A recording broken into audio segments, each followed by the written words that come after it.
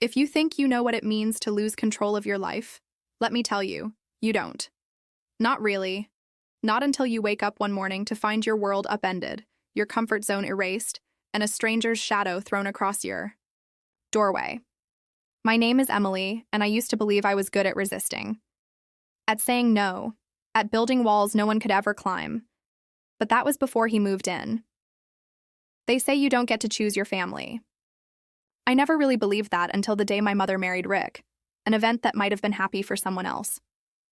For me, it meant packing up my entire life, leaving behind my friends, my school, the only place I'd ever called home. I wasn't angry. Not exactly. Maybe just numb. Maybe just scared to admit how terrified I really was. I wish I could say I didn't see it coming, the way everything changed. But the truth is, you can feel the shift in the air, like a storm rolling, in silent, heavy, impossible to ignore. And right at the center of that storm was Liam, my brand new stepbrother, or as my mother liked to call him, the missing piece of our little family. I called him something else, at least in my head. The stranger with the sharp eyes and the colder smile. You know those movies where the new kid turns out to be your secret best friend, or even your soulmate? Yeah, this wasn't one of those stories. Liam didn't try to be friendly. He didn't try to be anything at all. He just watched me, quiet, his presence like static electricity on my skin. Sometimes I thought I hated him, and other times I wasn't so sure what I felt. The first time we met, he didn't even bother to shake my hand. He just nodded, jaw clenched, as if he was fighting some private war I couldn't see. There was something dangerous in his silence, something that made me want to run. Or maybe just to stay, to find out what he was hiding behind those unreadable eyes. Stupid, right? But curiosity is a stubborn thing.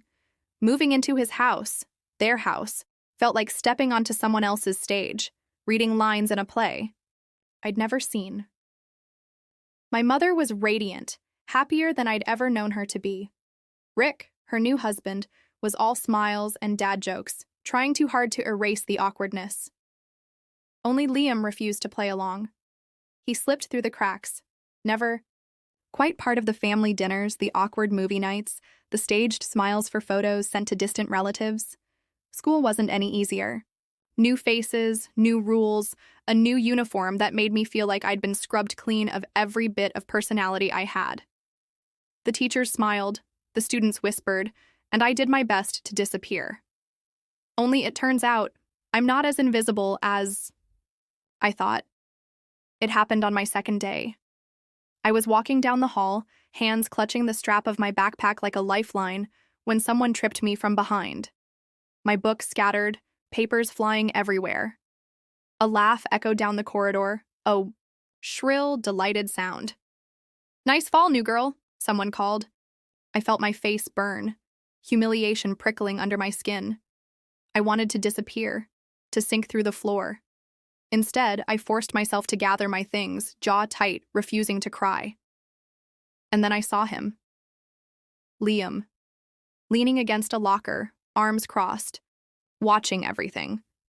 He didn't move to help. He didn't say a word. Our eyes met for the briefest moment, and something passed between us. A spark, or maybe just a warning. I couldn't read it. I wasn't sure I wanted to. That night, dinner was a blur of forced conversation and clinking cutlery. My mother tried to ask about school, her eyes searching my face for signs of hope. I lied, because that's what you do when you don't want to worry anyone. "It's fine," I said. "Just different." Liam didn't say anything. He pushed his food around, face expressionless, as if he were somewhere else entirely. Sometimes I wondered if he ever really saw us or if he lived in a world of his own making, walled off and alone. When I went to bed, I lay awake for hours, listening to the unfamiliar sounds of the new house, the creak of floorboards, the hum of distant traffic, the muffled laughter from the living room. Sleep felt like something I'd lost for good. Every time I closed my eyes, I saw the hallway, the scattered papers, the look on Liam's face. I must have dozed off because the next thing I knew, there was a soft knock at my door. Not loud, just enough to jolt me upright. My heart hammered. in my chest. I hesitated, unsure if I should answer. What if it was my mother or Rick or another knock? This time I slid out of bed, my bare feet cold against the hardwood floor. I opened the door just a crack, breath caught in my throat. It was Liam. He stood in the shadows, hands buried in the pockets of his hoodie. For a second, neither of us spoke. The silence stretched, thick and heavy, before he finally looked up, his eyes unreadable.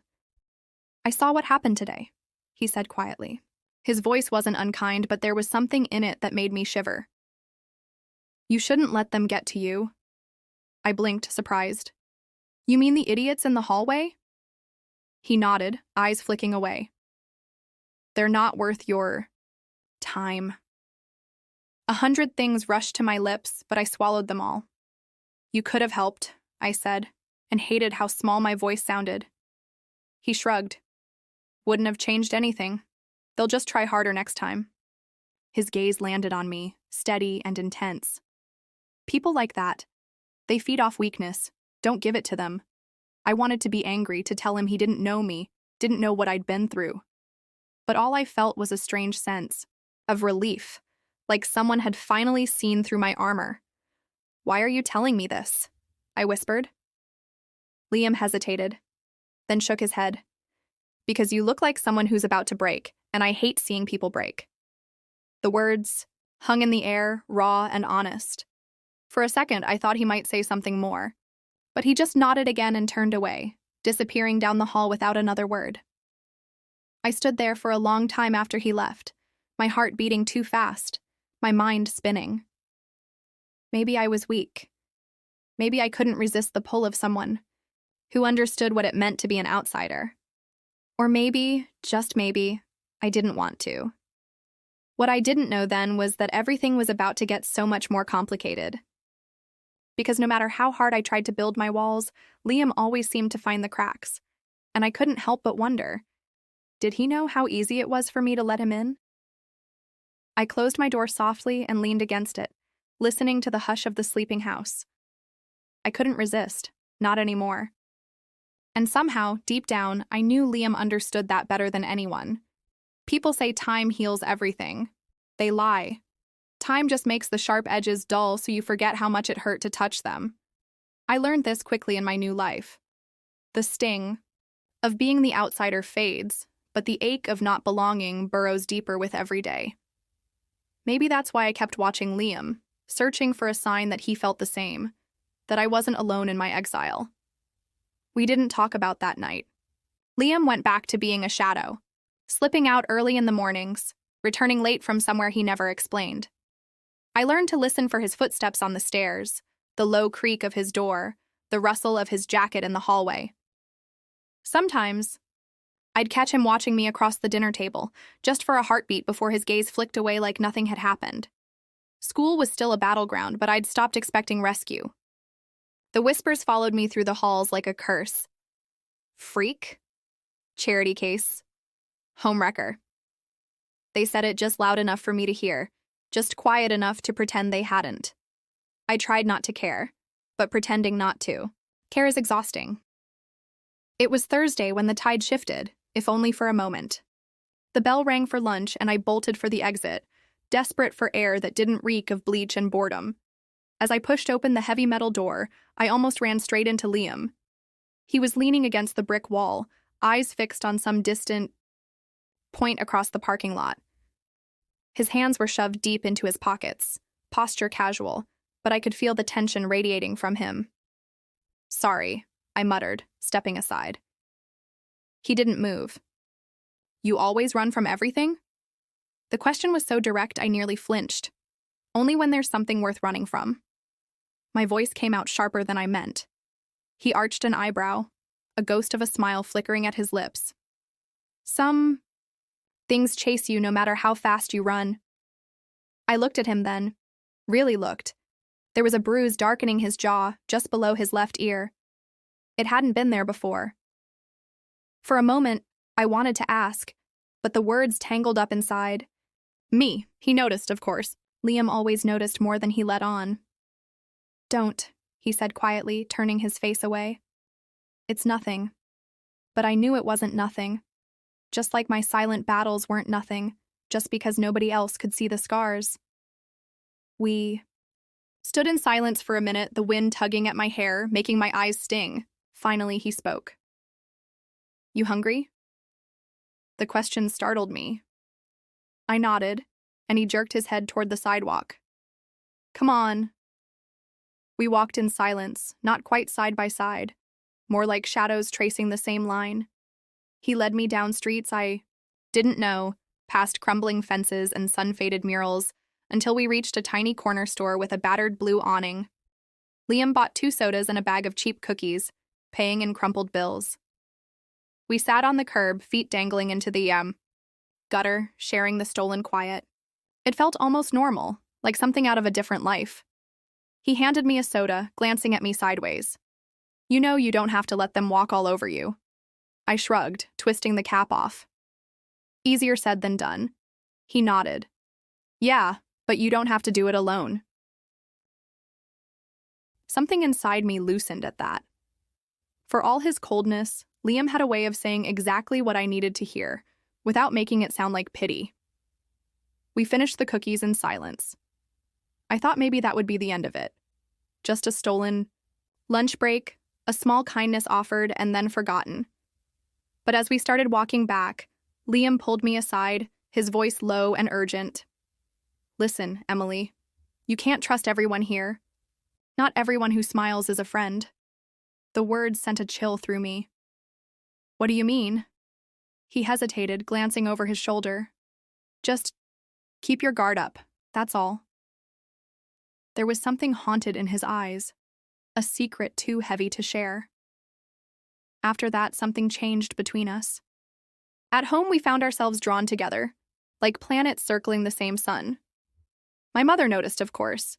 She was always watching, always hoping for some sign that her dream of a happy, blended family was coming true. She started assigning us chores together, setting the table, unloading groceries, washing dishes. It was her way of forcing us to talk, I guess, but we mostly worked in silence, side by side. Yet the silence wasn't empty. It was full of unsaid things, questions I was too afraid to ask, answers I knew he wouldn't give. One evening, as we stacked plates in the kitchen, I accidentally knocked over a glass. It shattered on the tile, the sound sharp as a gunshot. I froze, waiting for the usual lecture, but Liam just crouched down and started picking up the pieces. Don't, I said quietly. You'll cut yourself. He glanced up, his eyes meeting mine. You don't have to do everything alone. You know. The words echoed in my head long after he left the room. Later that night, I found a folded note slipped under my bedroom door. The handwriting was jagged, almost angry. Meet me outside. Midnight. My heart leaped. Part of me knew I shouldn't go. That breaking the rules was a bad idea.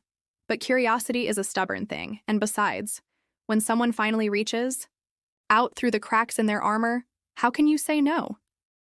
I crept downstairs at 11:50, nerves buzzing. The house was dark, everyone asleep. I slipped through the back door, bare feet cold against the dew-wet grass. Liam was waiting by the old oak tree, arms crossed, the moonlight turning his hair silver. He didn't speak at first, just handed me a flashlight and nodded toward the woods behind the house.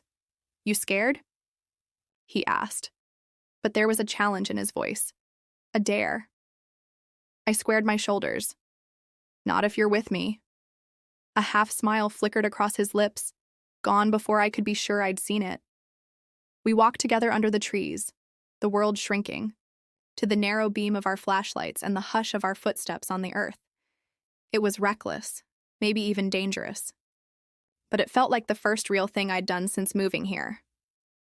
We found a clearing, fireflies swirling in the tall grass, and sat side by side.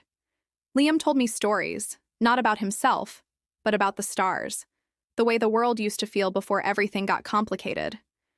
I listened, feeling the knot in my chest begin to loosen. When it was time to go, he stood and offered me his hand. I took it, surprised at how steady he felt.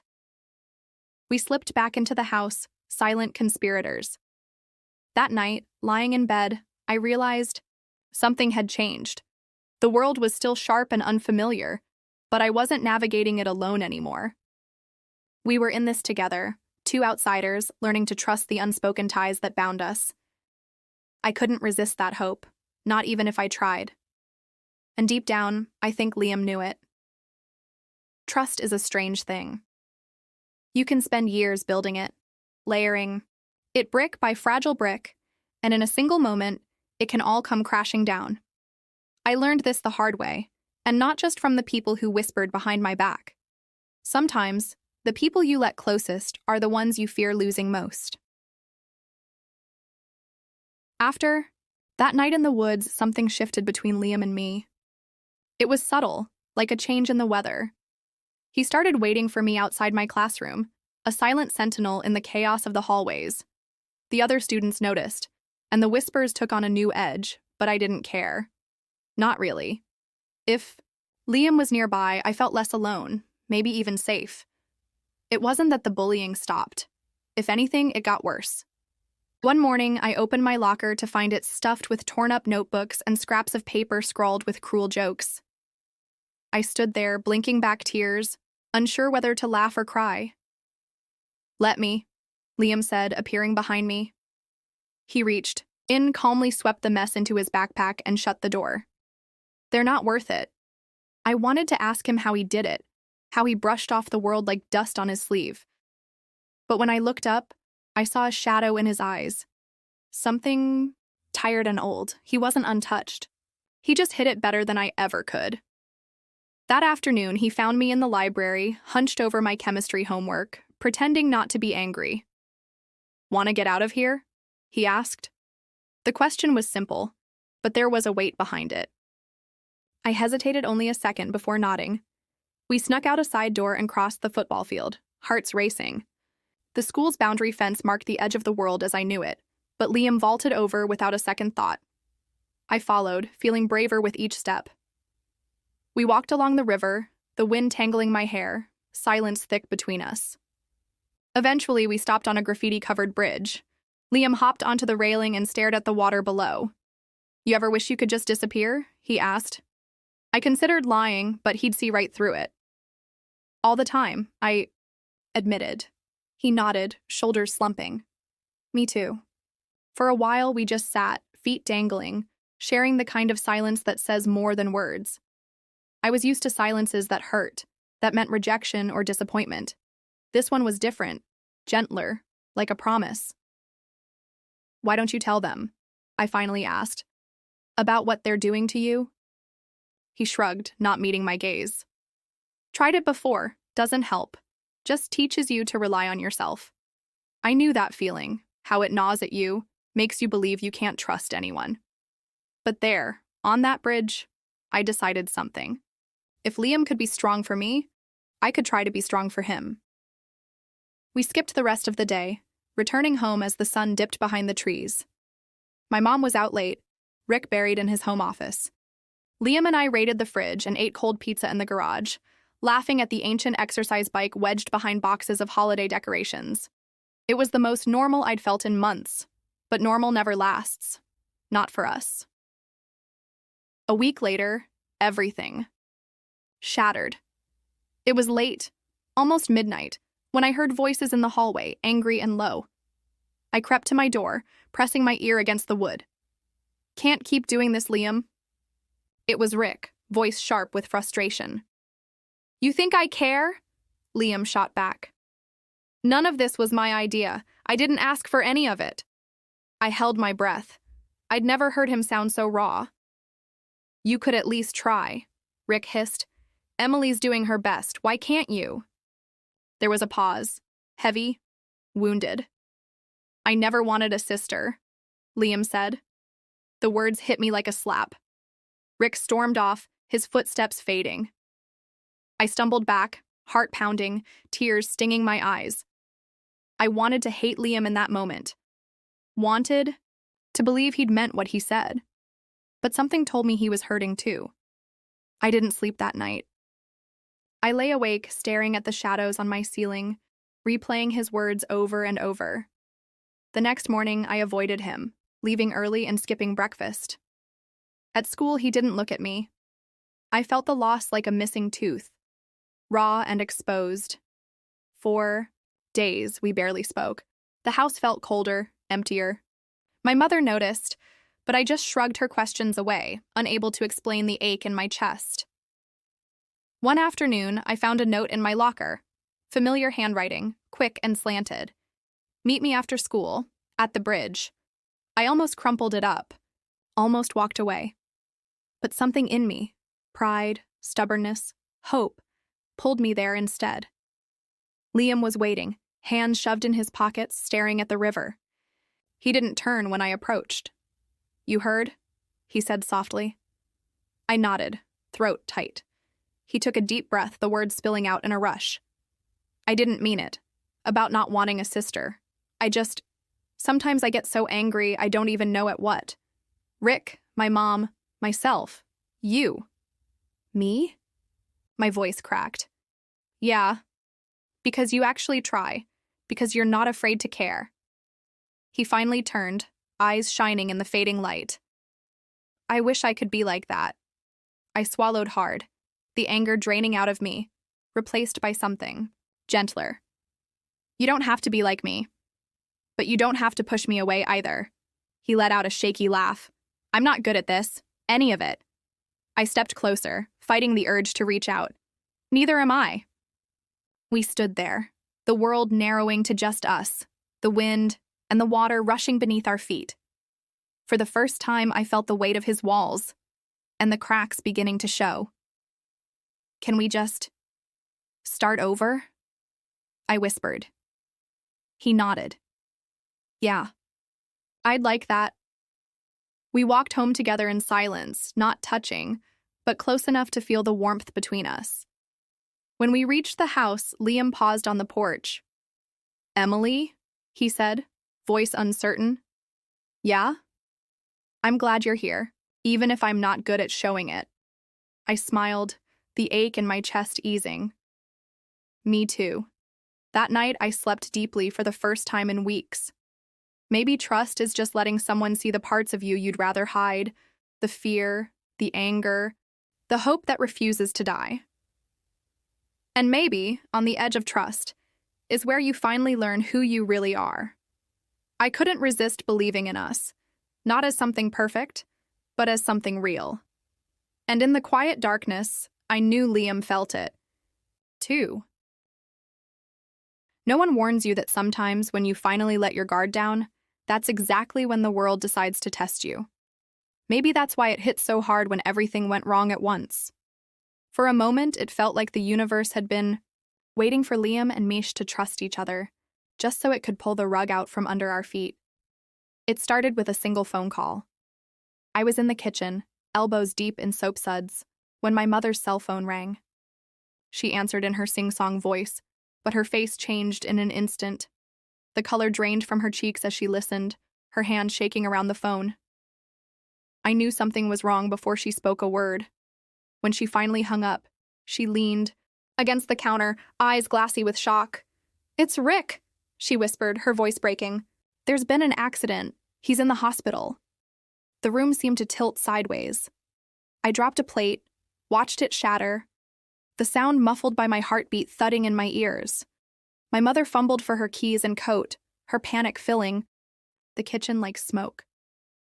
"I have to go. Emily, can you tell Liam?" I nodded, my hands trembling, and she hurried out, slamming the door behind her. For a moment, I just stood there, the fragments of the plate glinting at my feet. I didn't know how to move. The house was too quiet. I found Liam in the garage, hunched over his bike, headphones on, completely lost to the world. I stood in the doorway searching for the right words, but nothing felt right. He glanced up, pulling the headphones off. "What?" I swallowed, my throat dry. "It's your dad. There was an accident. He's in the hospital. Mom just left." For a heartbeat, Liam didn't move. Then something shuddered in his eyes, and he dropped the wrench, his hands shaking. "Is he? How bad is it?" "I don't know," I said softly. She didn't say. Liam stormed past me, nearly knocking me over, disappearing into the house. I heard him moving upstairs, a door slamming, the thud of something hitting the wall. I wanted to follow, to say something. Anything that would help, but I didn't know how. For the next hour, I wandered from room to room, too anxious to sit. Still, too scared to call my mother and ask for news. The silence felt heavier than ever. I tried to distract myself with homework, with cleaning, with staring at the clock until the numbers blurred. Finally, I heard footsteps on the stairs. Liam stood at the bottom, his face pale, eyes rimmed with red. "I can't just sit here," he said, voice flat. "I need to do something." "Do you want to go to the hospital?" I asked, unsure what else to offer. He shook his head, jaw clenched. "No, I can't. Not yet." He looked away, fighting some internal battle. "Can we just go somewhere? Anywhere?" I nodded, grabbing my jacket. "Yeah, let's get out of here." We left the house without a word, walking fast into the night, our breath clouding in the cold air. We ended up back at the woods behind the house, the same clearing where we'd sat weeks before. But this time, there were no fireflies, just the sound of our footsteps in the frost and the distant echo of traffic. We sat together in the dark, silence stretching between us like a rope pulled tight. I tried to think of something to say. Something comforting, something wise. But my mind was blank. Liam broke the silence first. "What if he doesn't make it?" His voice was barely more than a whisper. "He will," I said, even though I had no idea if it was true. "He's strong, and he knows you care." Liam shook his head, a bitter laugh escaping his lips. I yelled at him. The last thing I said, I told him I hated him. I didn't mean it, Em. I didn't. I reached for his hand, squeezing it hard. "He knows. Parents always know." We sat like that for a long time, two broken pieces trying to hold each other together. Finally, Liam pulled away, wiping his eyes. "I don't know what to do," he said, voice shaking. "I'm supposed to be strong, but I'm not." "You don't have to be strong all the time," I told him. "Not with me." He looked at me, searching my face for something. Maybe forgiveness, maybe just understanding. I let him see everything I felt. My fear, my hope, my desperate wish that things could go back to how they were. Suddenly, there was a sound in the woods, a branch snapping, footsteps crunching in the undergrowth. My heart leaped into my throat. Liam tensed, his eyes scanning the shadows. "Stay here," he whispered. Before I could protest, he was on his feet, moving toward the sound. I felt my pulse pounding, fear prickling up my spine. What if it was an animal? Or something worse? The footsteps came closer. I held my breath, heart racing. Then, out of the darkness, a figure appeared. For a split second, I couldn't move. Then relief washed over me as I recognized my mother's silhouette. "Emily!" she called, voice raw with worry. "Liam!" We rushed to her side. She pulled us both into a tight embrace, trembling with relief. "I couldn't find you. I was so scared," she sobbed. I buried my face in her shoulder, feeling like a little kid again. Liam stood stiffly, but didn't pull away. When we got home, she told us Rick was stable.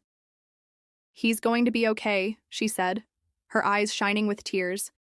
"He just needs some time to recover." Relief hit me so hard I nearly collapsed. Liam let out a shaky breath, shoulders slumping. That night, we all sat together on the couch, 3 survivors in a house that suddenly felt much smaller. My mother squeezed my hand, and for once, Liam didn't flinch when I leaned against his. Sighed later, as I lay in bed, I heard a soft knock at my door.